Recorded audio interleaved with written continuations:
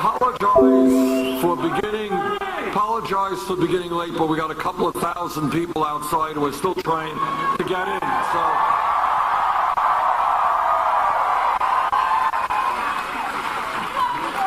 But let me pick up and thank Jonathan and Andy for their wonderful, wonderful introductions. And let me just pick up on the point that Jonathan made. Here's the truth. 2002, the most important foreign policy decision of modern American history was made. President Bush, Vice President Cheney, and the entire administration, they said that we should go to war in Iraq. I listened very carefully to what they had to say, and I ended up believing that they were not telling the truth. I voted against the war.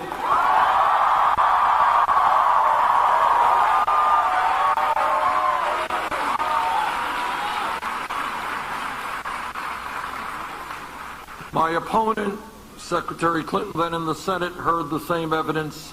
She voted for the war. That's an important difference between the two of us.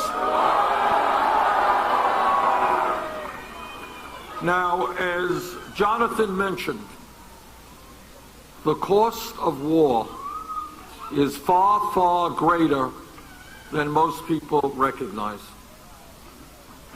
The cost of the Iraq and Afghanistan wars are not just 6,700 brave men and women who went off to war and never came home, but as Jonathan also said, it is 500,000 men and women who came home wounded in body or wounded in spirit.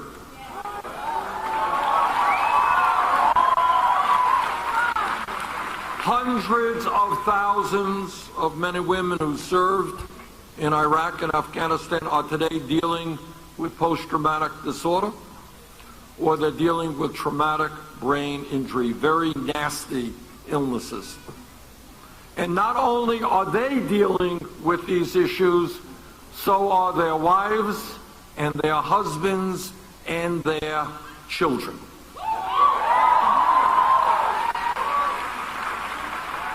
And the lesson of Iraq is that we should understand that war is a last resort, not a first resort.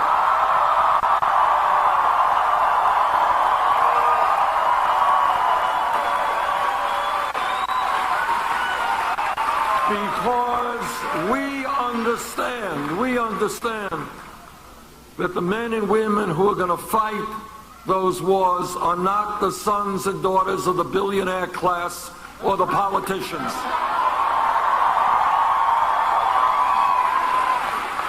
They are working class kids from all over this country. And the second lesson of the war is that we must never, and I speak as the former chairman of the Senate Veterans Committee, we must never, ever turn our backs on the men and women who put their lives on the line to protect us.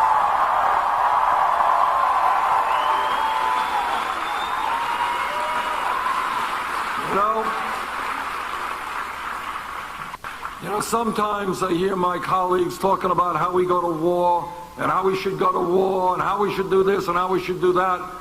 But when it comes to voting for adequate funding for the VA and the needs of our veterans, somehow these same brave, courageous people who talk about war all the time, they're not there when we need them to vote for our veterans.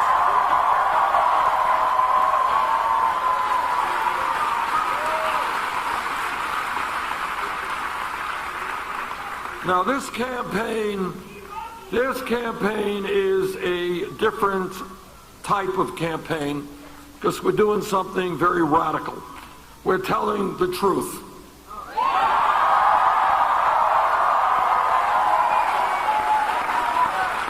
And telling the truth in American politics is sometimes pretty unusual. So let me tell you some truth. And when you talk about truth, the truth is not only pleasant, it's not always pleasant. I mean, I wish I could tell you that everything was going great, no problems, but I would be lying to you if I told you that. On the other hand, if we are to go forward as a nation, we need to deal with reality, no matter how unpleasant that reality may be.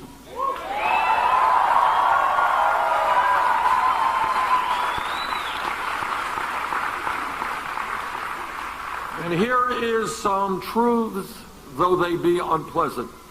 Truth number one, you are living in a country today that has a corrupt campaign finance system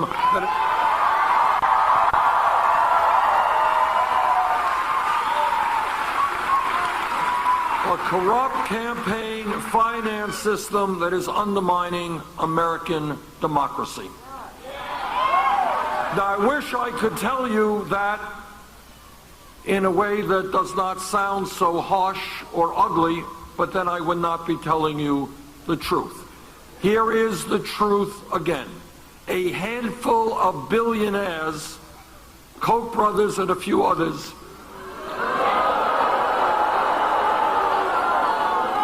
you have heard of the Koch brothers.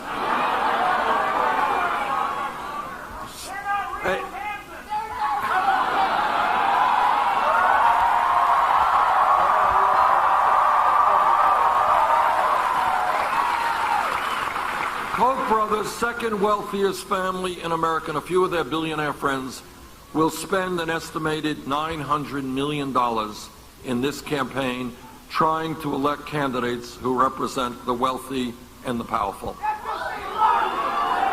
Now, I want you just to think about this. And one of the things about this campaign is to ask people to think outside of the box, to think outside of the status quo and conventional wisdom.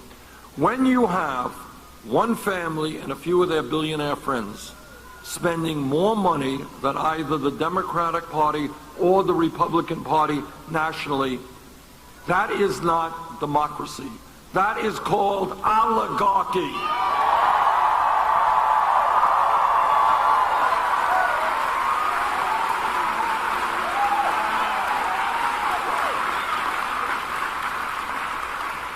People fought and died throughout our history to protect our way of life. Our way of life is democracy, not oligarchy. Together, we are going to stop this oligarchic trend.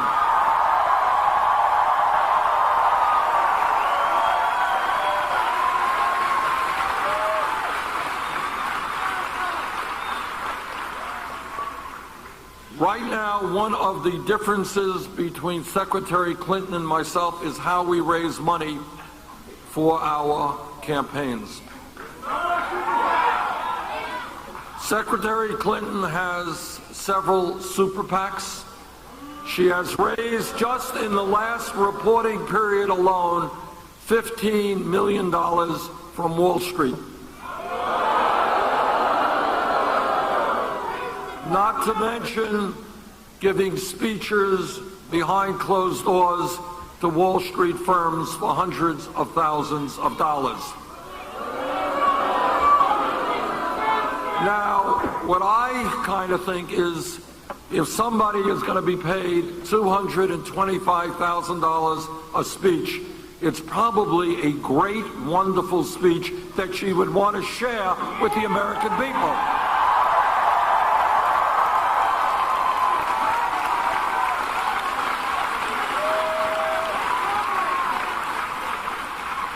I am very proud to tell you, we do not have a super PAC. We don't want the money from Wall Street or corporate America.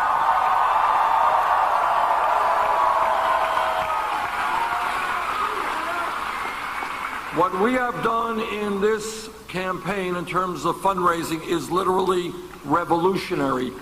We have received, this is really unbelievable, something I never in a million years would have thought could have happened. We have received, up to this point in the campaign, 4 million individual contributions.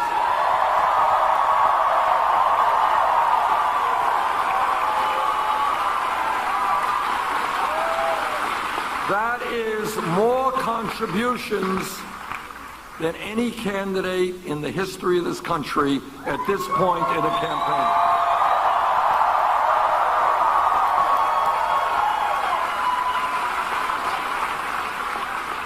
So to paraphrase Abraham Lincoln at Gettysburg, this campaign, which, by the way, do you know what the average campaign contribution is?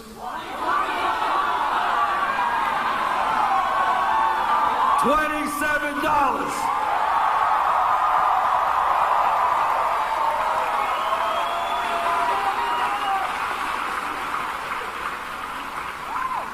So I am not indebted to Wall Street, the drug companies, the fossil fuel industry. I'm indebted to millions of people for that $27.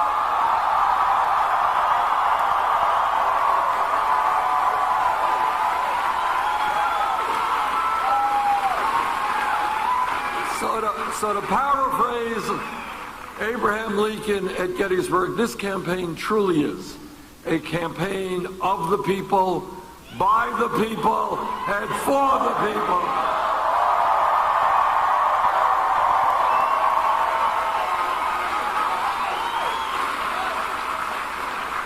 Now, when you have a corrupt campaign finance system, when you have billionaires electing candidates to the Congress or to statewide offices around this country, what you end up with, obviously, is a Congress that is more interested in the needs of the billionaires than they are of the middle class and working families of this country.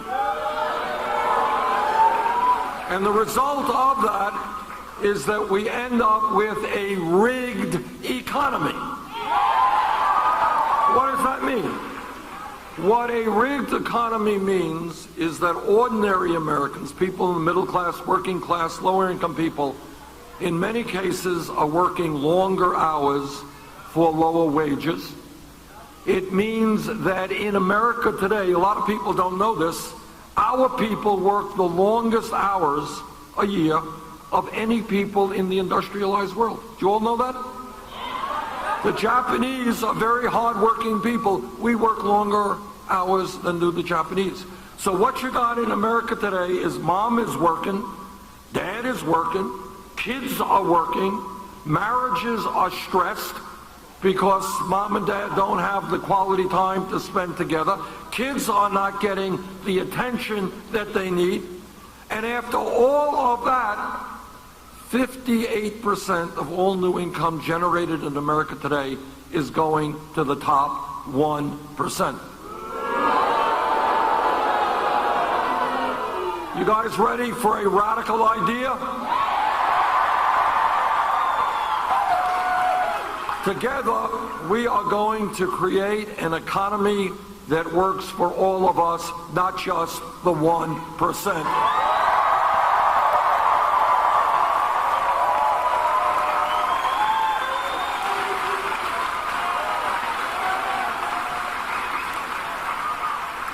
So you've got a corrupt campaign finance system, billionaires buy elections.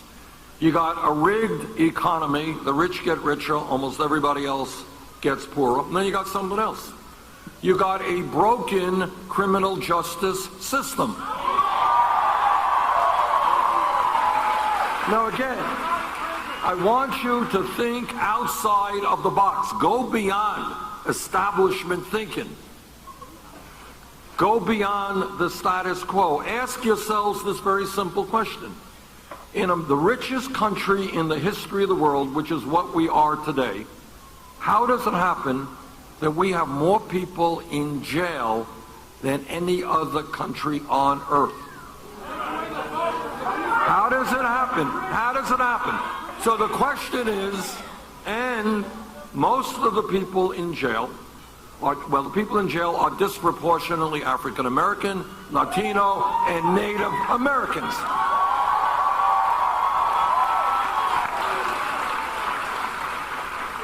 Now let me throw out another radical idea. I know this is a conservative state. You ready for two radical ideas? Although I have the feeling that Lawrence may not be that conservative a community.